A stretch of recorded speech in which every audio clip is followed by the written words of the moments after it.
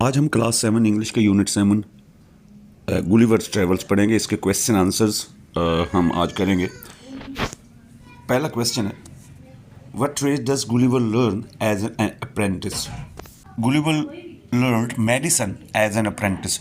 Gulliver ने एक apprentice को, अप्रेंटिस एक ऐसे शख्स को कहते हैं जो वॉलंटरली कोई कोर्स कर रहा होता है। तो गुलिवर ने एक अप्रेंटिस के तौर पर मेडिसिन पढ़ी, यानी वो एक डॉक्टर बनना चाहता था। क्वेश्चन बी है, how is the antelope wrecked? Antelope, वो जिस जहाज़ में गुलिवर सवार था, वो कैसे तबाह हुआ?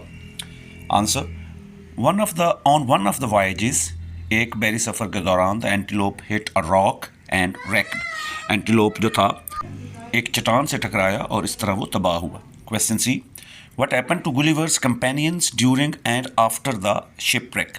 जब शिप जो था वो तबाह हुआ तो गुलिवर्स के जो बाकी साथी थे उनके साथ क्या हुआ? आंसर है, Gulliver's companions drowned during their efforts to survive. Gulliver's के जो दोस्त थे वो बचने के कोशिश में तैर रहे थे, तो उस बचने की कोशिश में डूब गए। Gulliver's felt sad for them as the following lines suggest. Gulliver's उनके लिए बड़ा अफसोस करता था, उसे अफसोस हुआ कि उसके साथ ही डूब गए। ये लाइन उसमें है, I soon lost sight of other sailors and never saw them again. मैंने जल्द ही जो बाकी मल्लाह थे, यानी उसके साथ तैरने वाले लोग थे, उनको खो दिया और उसके बाद मैंने उन्हें कभी दोबारा नहीं देखा। क्वेश्चन डी है, how tall is the first Lilliputian that Gulliver sees? पहला लिलीपुटियन, लिलीपुट का पहला शख्स जिसको गुलिवर देखता है, उसकी हाइट क्या है, कितना लंबा है? व्हाट इज़ ही कैरिंग, और उसने क्या उठाया हुआ है? Answer, he was hardly 6 inches tall. वो बमुश्किल ही 6 इंचज़ का शख्स था। Carrying a tiny bow and arrow, और उसने एक छोटी सी कमान और तीर उठाया हुआ था। E, two what does Gulliver compare the Lilliputian arrows? वो जो लिलीपुट के जो एरोज़ हैं, तीर हैं, उनको गुलिवर किस चीज़ के साथ उनका मवाजना करता है? Gulliver compares Lilliputian arrows with a sharp pin. Gulliver कहता है कि उनके एरोज़ इस तरह के थे जिस तरह छोटी छोटी तेज़ चुभने वाली सुइयाँ होती हैं। At one point, the author says that he was pushed forward by wind and tide. What this mean? एक जगह पे हमारा जो राइटर है, यानी गुलिवर जो है, वो कहता है कि ही वॉज पुश्ड फॉरवर्ड, कि उसे विंड और टाइड, लहरें और हवा जो थी, उसको धकेले जा रही थी। इसका क्या मतलब है? It means that the writer became helpless due to the fatigue of swimming long.